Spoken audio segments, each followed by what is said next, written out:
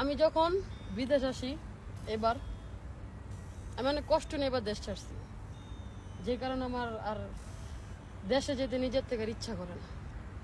ঠিক আছে, যখন আমি বিদায় নেই আমার মা কান্দে, ফ্যামিলি সবাই কান্দতেছে। হ্যাঁ, ফ্যামিলি সবাই কান্দতেছে।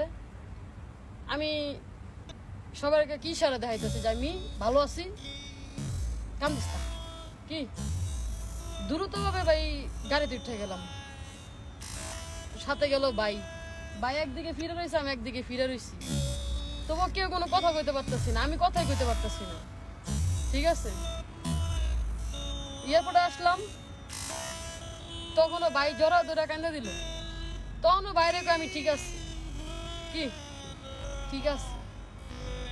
যখন ইমিগ্রেশনটা পার করলাম ভাই, বিশ্বাস করবেন যে একবার প্রবাসী আসে একমাত্র তারাই জানে, যারা একমাত্র প্রবাসী, যারা ঘুরতে আসে তারা না, যারা প্রবাসী একমাত্র তারাই জানে যে তাদের ভিতরে কেমন লাগে, তাদের ভিতরটা কেমন, মানে তারাই জানে।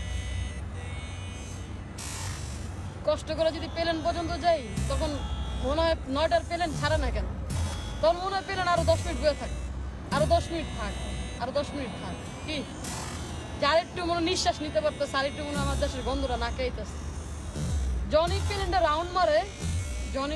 রাউন্ড মারে তখনই মানে মানুষ মরে গেলে যেমন কবর রেখে আসে এই পর্যন্ত শেষ, তখন ওই প্রত্যেকটা প্রবাসী ওই সময় ভিতরটার জায়গা তার কন্ট্রোল থাকতে পারে না। কেউ কেউ আপনার কানে হেডফোন দিয়ে চিৎকার করে, কেউ হয়তো পিস ঘুরে চিৎকার করে, অনেক কিছু দেখছি দুই চোখে, বুঝছেন ভাই। তো একটা মানুষ দেশের থেকে বিদায় নেওয়াটা অনেক কষ্ট, যেটা বলার মতন ভাষা আসে না।